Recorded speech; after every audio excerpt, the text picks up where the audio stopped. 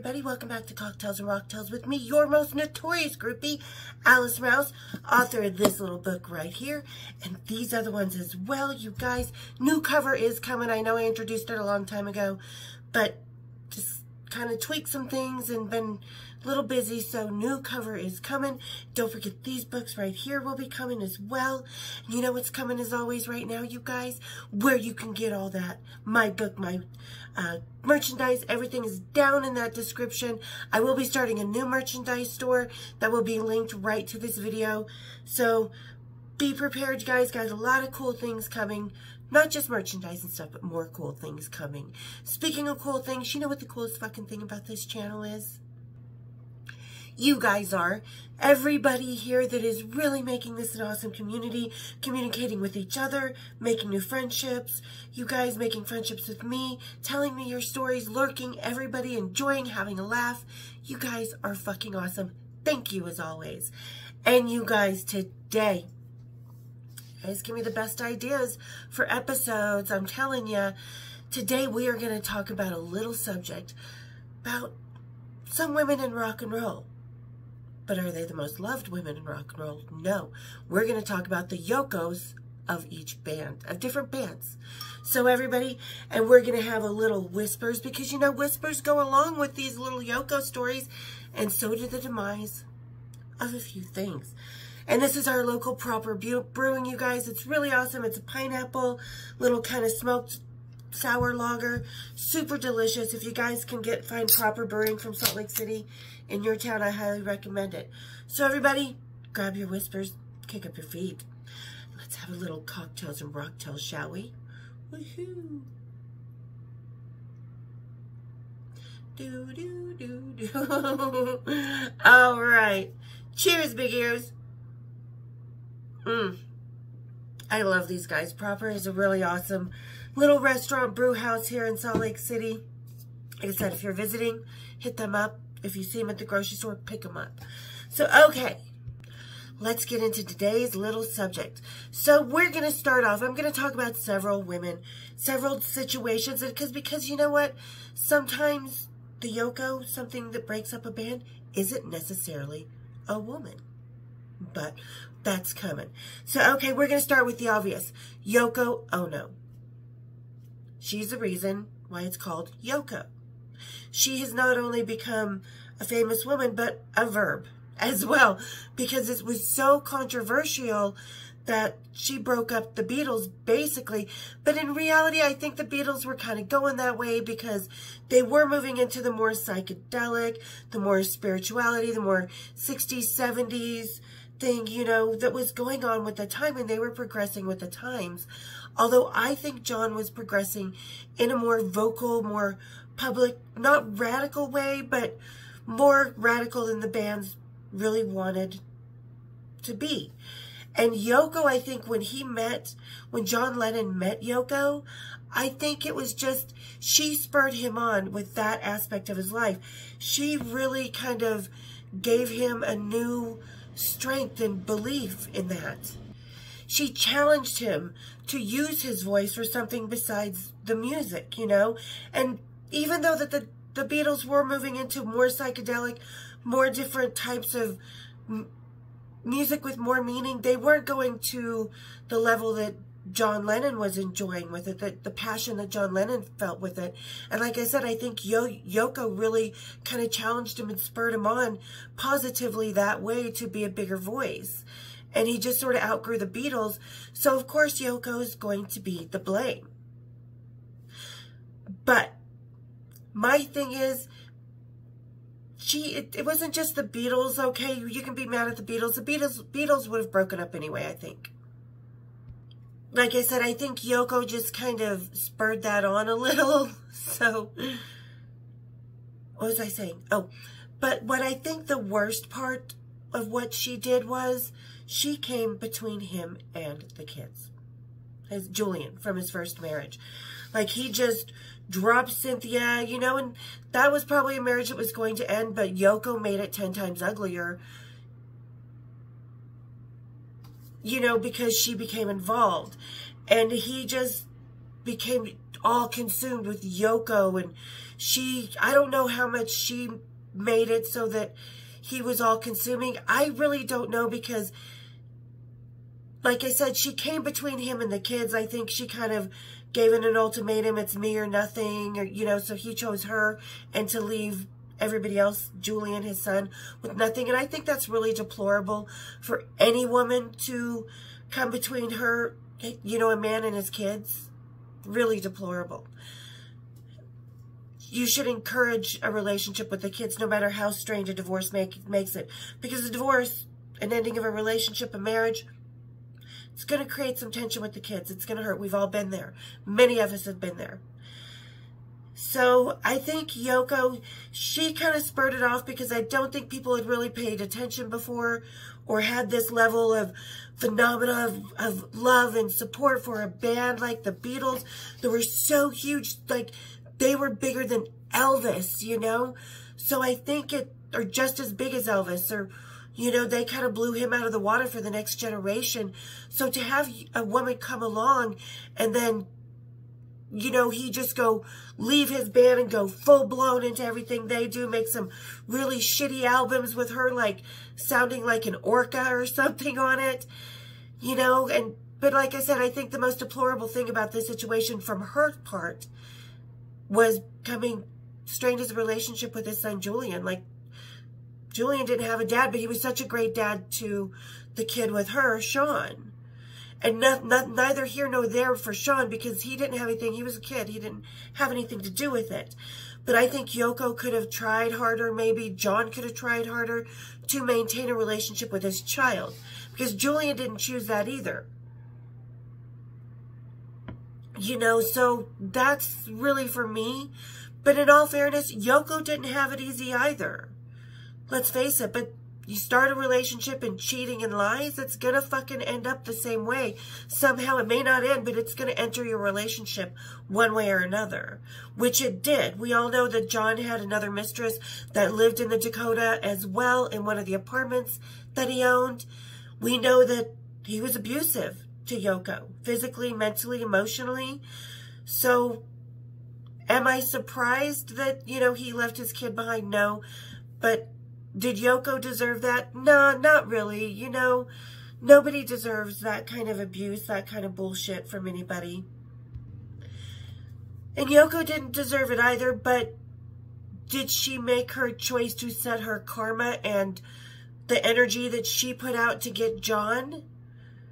Did that revert back to her? Yes, it will in all relationships. Karma will. Speaking of karma, we're moving on to the next one. Speaking of karma and coming between the kids. So, this is going to be a modern, touchy subject. A lot of you Metallica fans are going to fucking love this, because you've all been asking me for my opinion. Take a drink.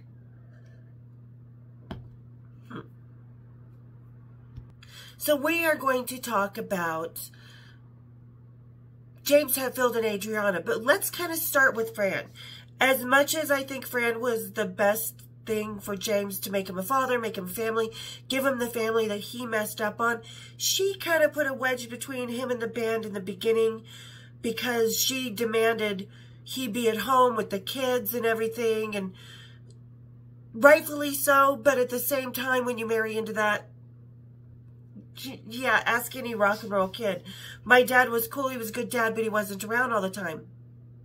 You know? Which Marcella, hi Beluga, everybody say hi to Beluga's booty. His little stripy tail.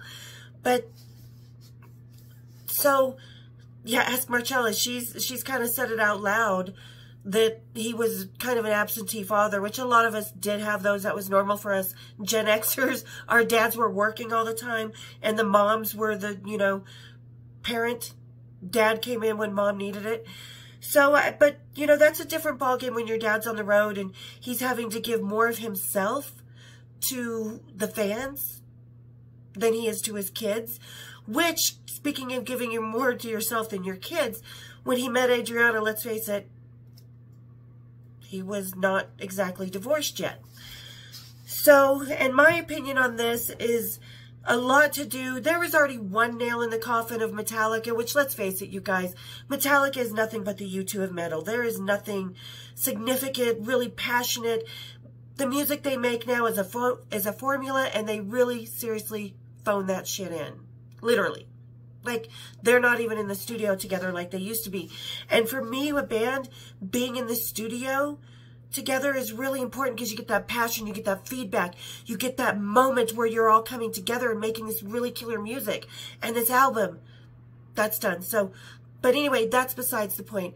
So, and I've said this, James has an issue with being lonely, obviously, because his father left and then his mother passed, you know, maybe not in that order. So he didn't have that unit, and Francesca gave that to him, but he had to make sacrifices, which came at the cost of the band, and the other band members resenting him about it. Well, now that he's divorced from Fran, he hooked up with this woman who I see no redeeming qualities in. Like, she to me looks like Kristen, his ex-girlfriend before Fran, so he's kind of reliving something in his head that he didn't get to relive to Kristen for me. But the thing is, like, I'm going to go back to what I said about Yoko and Julian. This is really where it's concerning to me, because I see this happening, what happened with me and my dad. I had a great dad growing up, don't get me wrong, I love him, I miss him terribly. I still cry all the time because I recently lost him. So, but he spent the last year of his life making up for 30 years because he married a secretary he had for 2 months on their lunch break one day. And for the next 28 years, well, 30 years, and still ongoing, it's been a living hell. She's driven a wedge between him and his kids. Like, she did not want anything to do with his life before. She wanted to destroy it, but she couldn't quite destroy, you know, the fact that my dad loved his kids. She just destroyed anytime coming to see us, Christmases, like she would. And I see this is what's happening with Adriana and James. You know, I see this happening, that her kids don't even like, his kids don't like her. They don't mix with their kids. I've been told that they were standing on different family platforms, that they don't really interact with someone, because let's face it, Adriana is a starfucker. She doesn't really like Metallica. She doesn't really like the life. She treats the road crew like shit. She's even put a bigger wedge between the band because they don't even stay at the same hotels anymore. You know, hang it up, Metallica. Just fucking hang it up. Because you're not ahead. You're falling backwards. You've become exactly what you were terrified of becoming. You've been that for a while. So no wonder someone like Adriana would slip in a weak time in a man's life like James, who is scared to be alone in the first place. Who is, and to me, like, Yoko she kind of met John, and then she knew what she wanted, he knew what they wanted, and they were partners in crime. Adriana, on the other hand, I think she slipped in. She saw the weak man, the starfucker, the money, the sugar daddy, the ticket, the fame, the glory, everything, and she took advantage of it, because you can tell in those videos you guys send me and everything that I've seen, they are not affectionate, they are not happy. She has no rhythm. I've seen that one of her trying to dance. Oh, you guys. Her dick has definitely never seen James's, or James's dick has definitely never seen her mouth. And she is missionary as can be. Like, oh girl, you can't move those hips. You don't do anything. You can tell she's uncomfortable, but she's one that brought this on herself. She's not liked by the other band members' families or wives or kids. She's not liked by James's kids, which, again, any woman of quality will step back and say, hey, you know, maybe this is not exactly the best time for us to really get this relationship started, because you need to fix things with your kids. You know, I would, and I have, because obviously I've dated men 20 years older than me. There were kids. I don't care if they're adult or if they're kids. You still don't come between a father and the kids. Period. No ifs, ands, or buts about it. And she doesn't care. That's the thing. As long as she has the glory, which I think she found out when she self-imposed herself into the world to let her know that this is my man type of thing, by making her Instagram and stuff public, she thought she was going to be adored like Fran was. No, girl. You broke up the marriage. You Yoko'd him out of that marriage. You Yoko him away from his kids. You put a bigger nail and Yoko him away from the crew that he's known 10 times longer than he will know your ass. Because let me tell you right now, Miss Adriana, the second that tattoo, we all know this. The second that tattoo goes on the neck, anybody get a tattoo of their girl, their guy, how long does that relationship last? Ask Fran about that F that he covered up while getting that hay. How'd that work out? So if you Metallica fans are so stressed about this Yoko from fucking Vale, this MAGA Yoko, don't be. The second he got that tattoo, kiss of death to the relationship. So, but I think with her being in his life and him being so desperate to not be alone, and by the way, yeah, this person, I mean, I say she's a starfucker, that's even too high. I'm going to demote her down to ramp rat because I want to know, as we all know, it's getting around, so I'm just going to say it out loud. Who posted the picture of James naked? You know it was Adriana, at least in my opinion. I'm going to say alleged. Everybody pretty much knows, because who else is going to be in a bedroom with him naked, walking across the room? How humiliating to him and his kids. All this stuff that she's doing is just so disgraceful, and it's going to set the same path of negative energy and demise that Yoko, you know, had to deal with by the abuse and everything with John Lennon. And honestly, if a woman does not care and she's only bragging and sending naked pictures of her man to her friends who put him on Twitter, if that's the situation. I mean, there is actually a naked picture of James on Twitter, you guys. I'm saying it out loud. Plenty of people know it's going around. I can't protect his privacy because his fans are too rabid. And I don't mean that mean. It's like you guys have to know everything about him. And one of the reasons I can tell Adriana is a Yoko is because she doesn't know everything about him. She knows his weaknesses. She doesn't care that she's coming between the kids. She doesn't care how she treats the road crew or the band, you know, stuff like that. So she is the modern day Yoko. But as I predict, you guys, tattoos are the kiss of death to any relationship. Like I said, ask Fran how the F on the hand worked out for James. Yeah, he slept with his trainer under her nose. James has never been faithful to any woman either. So if Adriana thinks she's going to keep living this big farce of a relationship they're in, because like I said, they're not affectionate. And James, I know, has always been affectionate. You look at pictures of him and Fran, except for at the end of their marriage, he's always right here. This is my woman. They're holding hands. They're partners. I don't see them, Adriana and James, as partners. But like I said, she's going to destroy everything in his life, and he's going to spend the last year of his life on his deathbed trying to make it up to his kids. And that, to me, is a most deplorable thing anybody can do to their partner in a relationship. Is not only ruin your business, but ruin your fucking relationship with the kids. So there's our modern day Yoko. I said it. You guys have been waiting for it. There it is. We're going to refresh. Take a breather, Metallica fans. Take a breather. We all agree. Like I said, any woman who starts a relationship in cheating and lies, greed, and ramprattery, it's going to blow up in her face in the same manner. Because if she was not the one that took that picture of James, and sweetie, he cheated on you too. Just proved. James has never been faithful to anybody. There you go. All right, so let's move on. And we're going to move on to one of the biggest controversial breakups. And it wasn't just one person. It was a whole band. We're talking Christine McVie, Mick Fleetwood, Stevie Nicks, all of Fleetwood Mac. Denny, everybody, not Denny.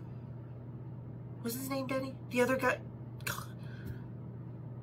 Christine McVie's ex-husband. But anyway, so that was, I think it wasn't necessarily the women that ruined the band as far as Fleetwood Mac goes. I think it was the demise of all the relationships. I think Christine and her ex kind of got along a little better.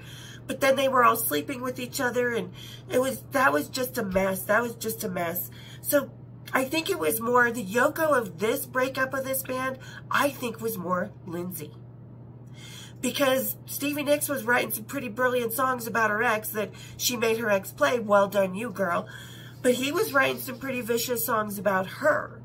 And that was creating that tension between them. Then it was creating the tension that was already going on between the rest of the band, Christine and her ex and Mick Fleetwood, and sleeping with other members of the band. So there was just, I think the nail in the coffin really came from Lindsey Buckingham as far as that concerned. Because I've heard nothing but Lindsey Buckingham is kind of a spoiled brat. And I could see him being the Yoko of Mick Fleetwood and stuff, because Stevie Nicks was like, fuck this, I'm going to let you go. I'm still playing in this band. We still love this band. They were just all butting heads and not giving up till it imploded, and Lindsey Buckingham just kind of put the nail in the coffin. So, you know, multiple relationships can also be a Yoko in a band, and I think Fleetwood Mac is really kind of that twisted tale of, you know, young lovers and everybody shooting to stardom and loving their job and loving their life, and then fame knocking on the door, and everybody, you know, relationships end and marriages end and cheating happens. So Fleetwood Mac, I think they were all kind of Yokos in their own way. But Lindsey Buckingham, definitely the biggest one. All right. So we're going to go on. Now, this is what I kind of wanted to bring up. I brought this up earlier about how sometimes a Yoko isn't necessarily a physical woman. So I'm going to kind of tell this little story about Snow Patrol. Because you guys, Snow Patrol came out. They had all these hits. They had a few really awesome albums. They were churning and churning and churning. And all of a sudden, we didn't hear from them for 7 years. And why? You know, in interviews, Gary Lightbody has said that he was kind of in a dark place. He is publicly, you know, very admitted that he got into cocaine and alcohol and, you know, just kind of went on this spiral because he said he was, and he could not write anything creative or beautiful for Snow Patrol, and every time he tried, it was just hideous. But what he left out of that interview was during that time, that 7 years, he was working with another kind of super group of a band. Peter Buck from R.E.M., Jackknife Lee, Minnie Driver was doing backups, a lot of really cool musicians, and it was called Tired Pony. So I think what Gary Lightbody was really kind of drinking himself into and kind of spiraling that kept Snow Patrol from having an album for 7 years and then coming out with an album that wasn't that great was the fact that Gary found a whole different mistress. And it was called Tired Pony. And he loved his mistress so much he had 2 babies with her. Not 1 album, but 2. 2. And if you hear Tired Pony, you guys, they made some really amazing, I really love their first album more. I like both albums a whole lot. But I love their first album, Deepest End of the Ocean and stuff like that. It's just really haunting, beautiful. And you don't realize this is Peter Buck. Minnie Driver's doing backup vocals. It had such amazing energy. Such beautiful music was being made. You know, so Gary was lying to himself about what the girlfriend he was cheating on with the mistress. The Yoko in this situation was definitely Tired Pony because he was making beautiful music. It just wasn't with Snow Patrol. And when they did make that album with Snow Patrol, it was okay, you know, because in the long run, I think Gary he's such an amazing human being. He's so devoted to his band members, his friends. He would never stab you in the back. And again, the wedge that came, why was he writing this music for the other band in that 7 years when he was saying he couldn't write music for Snow Patrol, that everything he wrote was horrible? No, it wasn't. It was just for your mistress, your side chick that you had 2 album babies with. So in this case, the Yoko was definitely the passion that he was having for Tired Pony. And that he loved Tired Pony so much he couldn't find the passion for Snow Patrol that he previously had.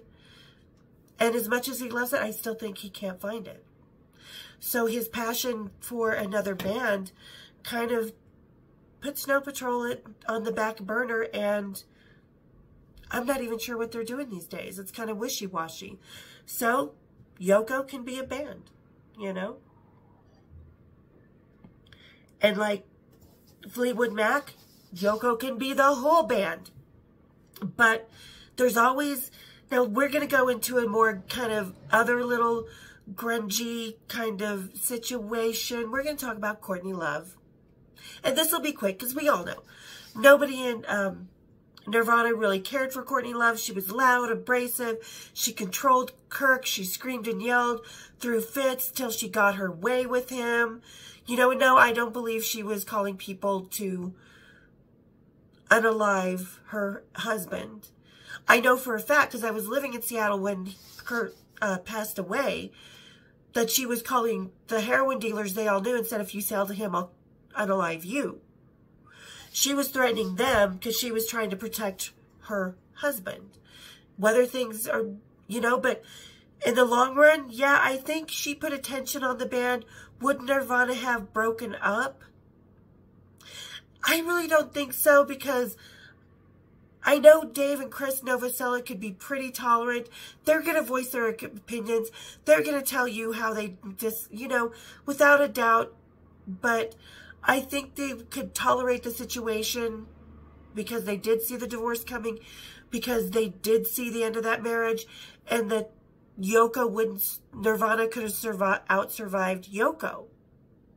So, I think if Kurt had lived, that this would be the one band that actually could have survived the Yoko. I think Nirvana still could have been around. I think they would have self-imploded sooner or later just because Kurt would have. Because he was a moody, selfish bastard, let's face it. He didn't feel like going on stage until midnight when he was supposed to go on at 9. So he wouldn't do it. He would scream and yell just like Courtney Love. I think they were a match made in heaven because they were both kind of very... At the time, I think Courtney Love has kind of grown up and refashioned herself. Does she have maybe mental issues? Maybe. But I think she kind of grew up, and Kurt wasn't wanting to go down the road she was trying to go down. So I think Nirvana would have outlived this Yoko, to be honest. Because like I said, we all know that Courtney was a Yoko that put the tension on the band. But they were still making albums. They were still touring. They were still going forward. They were breaking up. I think, yeah, had Kurt survived, Nirvana would have survived the Yoko. I think Kurt and Courtney would have divorced. And I think that Nirvana would have eventually broken up on their own accord because of Kurt. Period. So there is a band that could have survived the Yoko. Okay. What else do I have here? So I have, you know, like Lauryn Hill and Wyclef Jean. Now, Praz from the band. Oh my God. Sorry, the name of the band, just Lauryn Hill, Wyclef, Praz. Why did just escape? Sorry, you guys. Getting older, your memory, man. But so anyway, Lauryn Hill and Wyclef, which I didn't really realize were a couple when they very first started the band that they were in. And then, much like what happened in Fleetwood Mac, I mean, I think couples in bands never, ever, ever, ever. I mean, even ABBA broke up because of, you know, there were two couples and they all divorced and they just couldn't do it anymore. So I don't think any band can survive any couple that's in that band.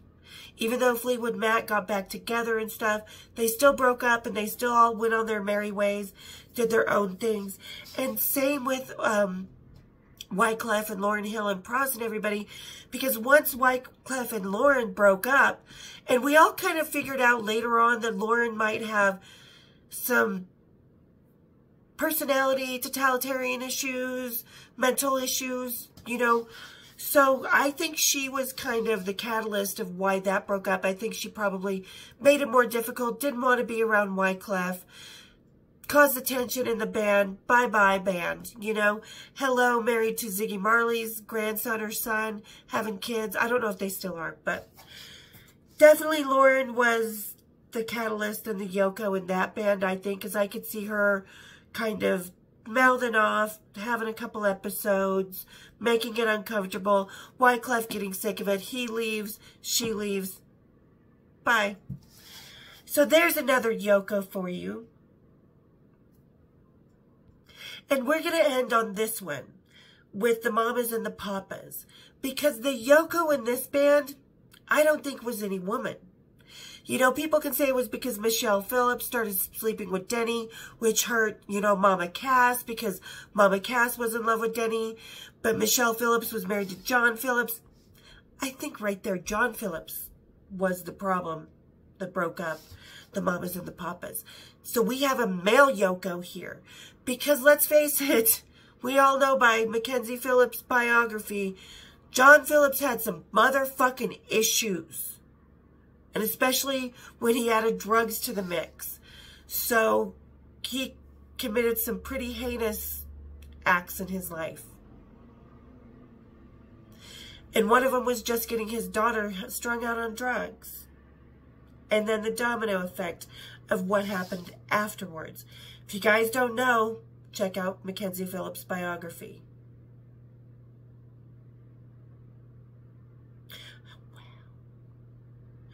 So I think, because I think John Phillips was very demanding, he was controlling, he was abusive, he abused drugs to a completely, because we've all smoked weed, drank, we've all done a line here and there in our lives, but most of us don't get to that extreme that John Phillips did, or, you know, some other people in their lives have done, you know, so in the Mamas and the Papas, definitely was John Phillips who was more the Yoko, because he was just such a disgusting human being on the drugs and, you know, abandoned his own kids and did things once he brought his own daughter back into the fold.